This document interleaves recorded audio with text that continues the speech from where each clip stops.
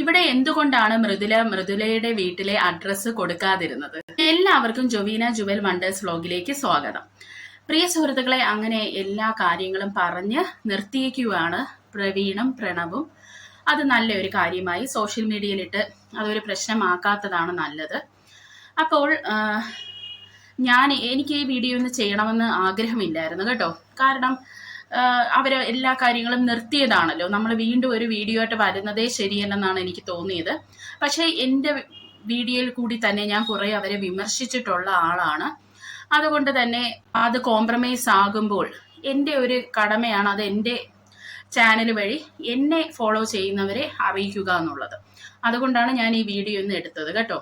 ഇതിൽ കുറച്ച് കാര്യങ്ങളൂടെ നമുക്ക് സംസാരിക്കാം. അതായത് എൻ്റെ ആദ്യം മുതലുള്ള ഒരു ഡൗട്ട് ഇതായിരുന്നു. അതായത് എൻ്റെ അമ്മായിയമ്മ എന്നെ ഇപ്പൊ ചവിട്ടി അവരെ വീട്ടിൽ നിന്ന് പുറത്താക്കുകയാണെങ്കിൽ ഞാൻ എന്ത് ചെയ്യും? നേരെ എൻ്റെ വീട്ടിലോട്ട് പോകും, അവിടെ ഞാൻ താമസിക്കും. അത് കഴിഞ്ഞിട്ട് പ്രസവം കഴിയുമ്പോൾ എൻ്റെ കുട്ടിയുടെ ബർത്ത് സർട്ടിഫിക്കറ്റിൽ എൻ്റെ വീട്ടിലെ അഡ്രസ്സാണ് ഞാൻ കൊടുക്കുന്നത്.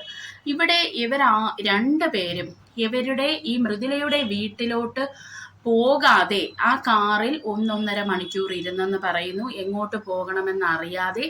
അത് കഴിഞ്ഞിട്ട് ഈ അഡ്രസ്സ് മൃദുലയുടെ വീട്ടിലത് കൊടുക്കുന്നതിനെ പറ്റിയൊന്നും ഇതിലൊന്നും സംസാരിച്ചിട്ടില്ല.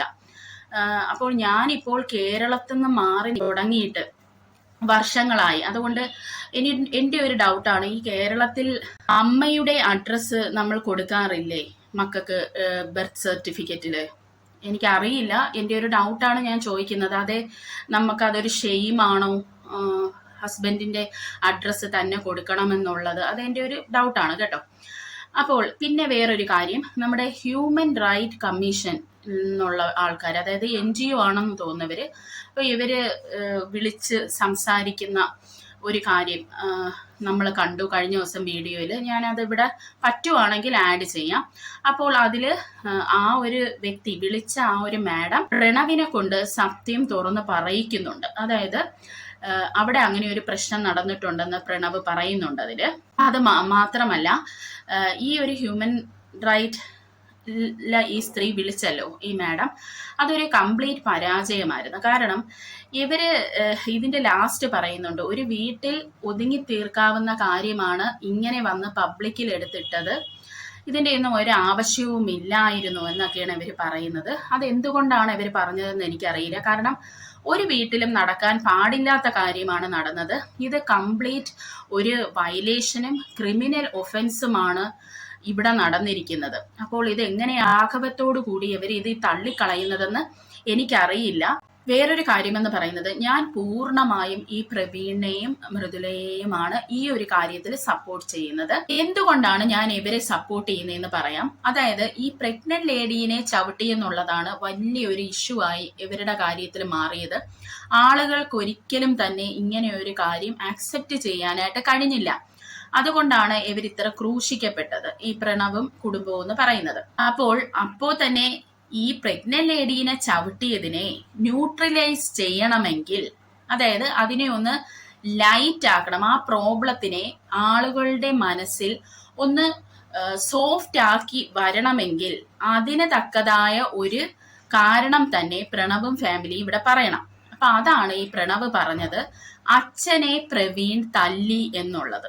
അതായത് നമ്മുടെ നാട്ടിലുള്ള ഒരു പ്രശ്നം തന്നെയാണ്. മക്കൾ എത്ര അനുഭവിച്ചാലും കുഴപ്പമില്ല, അച്ഛനും അമ്മയും ഇനി മക്കളെ വെട്ടിക്കൊന്നാലും കുഴപ്പമില്ല, മക്കൾ ആ വെട്ടുകൊണ്ട് ചത്തോളണം, അപ്പനും അമ്മയും ചെയ്യുന്നതാണ് ശരി എന്ന് പറയുന്ന കുറെ ആളുകൾ ഇപ്പോഴും നമ്മുടെ നാട്ടിൽ ജീവിച്ചിരിപ്പുണ്ട്.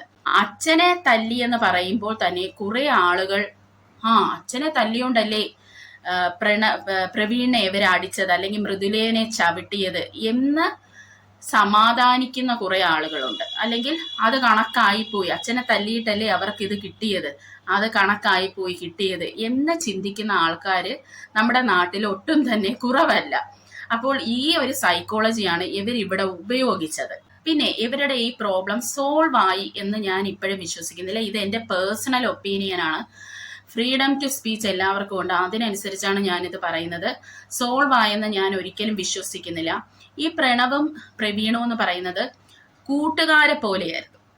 അവർ സഹോദരങ്ങളിലുപരി അവരൊരു കൂട്ടുകാരെ പോലെയായിരുന്നു. അതുകൊണ്ട് തന്നെ രണ്ടുപേരുടെയും പേഴ്സണൽ മാറ്റേഴ്സ്, പല പുറത്ത് വരാൻ പാടില്ലാത്ത കഥകൾ, എന്തോ ആയിക്കോട്ടെ, ഇപ്പോൾ ഏതെങ്കിലും ഒരു പ്രേമമായിരിക്കാം, എന്തെങ്കിലും ആയിക്കോട്ടെ, ഇതൊക്കെ ഇവർക്ക് രണ്ടുപേർക്കും പരസ്പരം അറിയാമായിരിക്കും.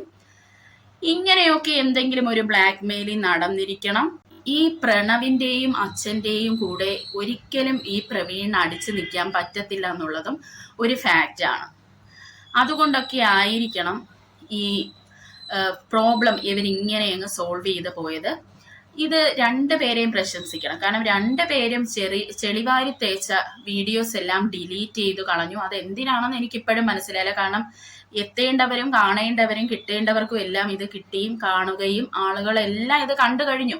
ഇവരുടെ വശം സോൾവ് ആവുന്നെന്ന് കാണിക്കാൻ വേണ്ടിയായിരിക്കണം അത് ഡിലീറ്റ് ചെയ്തത്. അത് നല്ല കാര്യം. പിന്നെ ഇവിടെ നമ്മുടെ പ്രവീണിന് കേസിന്റെ പിറകെ ഒന്നും പോകാൻ വയ്യെന്നാണ് പറയുന്നത്. അപ്പോൾ എനിക്കതിനോട് യോജിപ്പ് കുറവാണ് പ്രിയ സുഹൃത്തുക്കളെ. കാരണം എന്ന് പറയുന്നത്, ഇപ്പോൾ പ്രവീണെ ഉപദ്രവിച്ചതും മൃദുലേനെ ഉപദ്രവിച്ചതും നമുക്ക് മറക്കാം, ഓക്കെ. പക്ഷേ നമ്മുടെ മക്കളിലും കൂടെ കയറി കളിച്ചാൽ പിന്നെ നമ്മൾ ഇവരുടെ വശത്ത് ഹ്യൂമാനിറ്റി എന്ന് പറയുന്ന ഒരു കാര്യം കാണേണ്ട ആവശ്യമില്ല. കാരണം ഇവര് എല്ലാ ക്രൂരതകളും ഇവിടെ ചെയ്തു കഴിഞ്ഞു.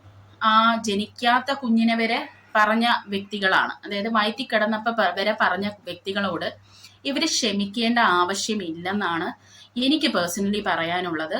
ഇവര് ഒരു കേസ് ഫയൽ ചെയ്ത് ഇടുന്നതാണ് ഏറ്റവും നല്ലത്. കാരണം എനിക്ക് കുറേ ആൾക്കാരെ അറിയാം, ഇങ്ങനെ കേസ് ഫയൽ ചെയ്തിട്ടുകൊണ്ട് തന്നെ അവർക്ക് പിന്നെ ഒരു പ്രശ്നമില്ലാതെ കുറച്ച് മനസമാധാനത്തോടു കൂടി മുന്നോട്ട് പോകാൻ പറ്റിയിട്ടുണ്ട്. പിന്നെ ഇവിടെ പ്രവീണിന്റെ അടുത്ത് പറയാനുള്ളതെന്ന് വെച്ചാൽ, പ്രവീൺ കഴിഞ്ഞ ദിവസം ഒരു കമ്മ്യൂണിറ്റി പോസ്റ്റ് ഇട്ടായിരുന്നു. അതിൽ സോഷ്യൽ മീഡിയനെയാണ് പ്രവീൺ കുറ്റം പറയുന്നത്. ഈ സോഷ്യൽ മീഡിയയിലുള്ള മിക്ക റിയാക്ഷൻ വീഡിയോ ചെയ്യുന്ന ആൾക്കാരും ഈ പ്രവീണിനെയാണ് സപ്പോർട്ട് ചെയ്തത്, പ്രവീണിനെയും മൃദുലയെയും. എന്നിട്ടാണ് ഇവര് വന്ന് മീഡിയാസിന് കുറ്റം പറയുന്നത്. ഇവരൊരു കാര്യം മനസ്സിലാക്കണം, എല്ലാവരും ഇവരെ തന്നെ വിശ്വസിക്കണമെന്ന് ഇവർക്ക് നിർബന്ധം പറയാനായിട്ട് ഇവിടെ പറ്റില്ല. കുറെ ആൾക്കാര് അപ്പുറവും നിൽക്കും, രണ്ട് വശത്തും ആളുകൾ നിൽക്കും. അത് ഓരോരുത്തരുടെ പേഴ്സണൽ ചോയ്സ് ആണ്. ഇതെടുത്തുകൊണ്ട് സോഷ്യൽ മീഡിയയിലിട്ട നിങ്ങൾക്ക് ആ ഒരു ചിന്തയില്ലെങ്കിൽ പിന്നെ ഈ സോഷ്യൽ മീഡിയയിൽ കിടന്ന് വരവുന്ന ആൾക്കാർക്ക് നിങ്ങളെപ്പറ്റി ചിന്തിക്കേണ്ട ആവശ്യമുണ്ടോ എന്നുള്ളതും എൻ്റെ ഒരു ചോദ്യമാണ് കേട്ടോ. അപ്പോൾ ഏതായിരുന്നാലും ഇത് നന്നായിട്ട് അവസാനിച്ചത് കാര്യമായി. ഏതായിരുന്നാലും നമുക്ക് അടുത്ത ഒരു വീഡിയോയിൽ കാണാം. Till then bye guys.